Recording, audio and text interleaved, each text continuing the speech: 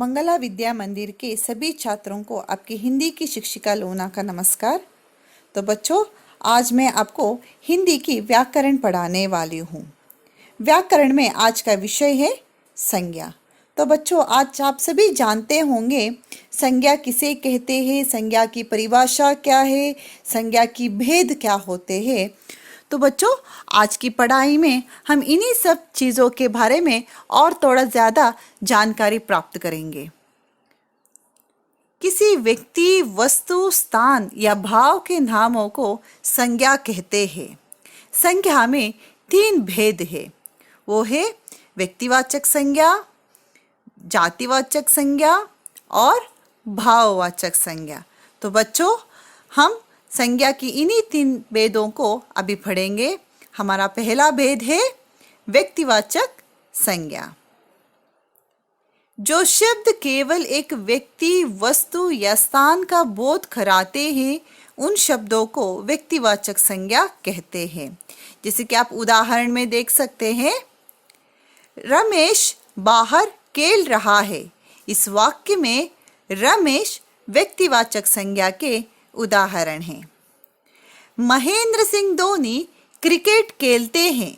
इस वाक्य में महेंद्र सिंह धोनी एक व्यक्तिवाचक संज्ञा के उदाहरण हैं। मैं भारत में रहता हूँ। इस वाक्य में भारत व्यक्तिवाचक संज्ञा के उदाहरण हैं। अमिताभ बच्चन कलाकार है। इस वाक्य में अमिताभ बच्चन व्यक्तिवाचक संज्ञा है। तो बच्चों, हम आगे पढ़ेंगे। हमारी संज्ञा की दूसरी भेद वो है जातिवाचक संज्ञा।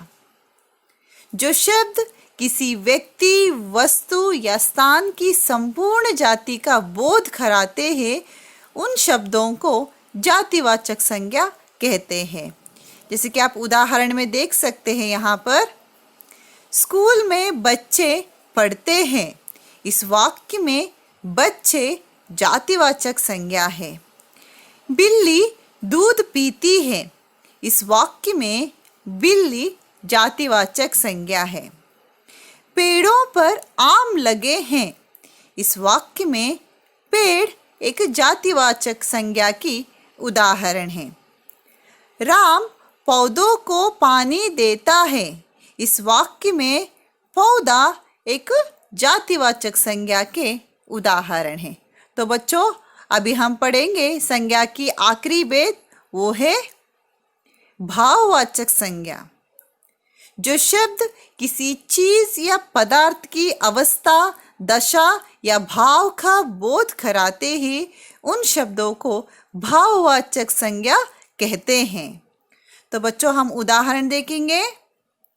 ज्यादा दौड़ने से मुझे थकान हो जाती है। इस वाक्य में थकान भाववाचक संज्ञा है। लगातार परिश्रम करने से सफलता मिलेगी। इस वाक्य में सफलता भाववाचक संज्ञा है। तो बच्चों, अभी हम आगे पढ़ेंगे भाववाचक संज्ञा के कुछ अन्य उदाहरण। वो है बचपन, बुढ़ापा, मोटापा, मिठास। ये सब भाववाचक संज्ञा के उदाहरण हैं। तो बच्चों, आज आपने क्या पढ़ाई किया? आपने पढ़ाई किया कि संज्ञा की परिभाषा और संज्ञा की भेदों के बारे में आपने जानकारी ले लिया है। तो मैं आज आपको इसी पढ़ाई के ऊपर कुछ प्रश्न पूछने वाली हूँ। इन सब प्रश्नों का उत्तर आप अपनी उत्तर पुस्तिका में लिखना है।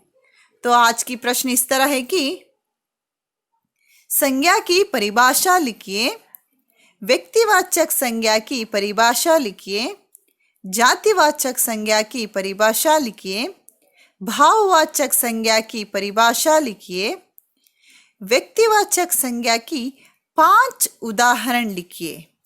तो बच्चों, इन सब प्रश्नों का उत्तर आप अपनी उत्तर पुस्तिका में लिखना है।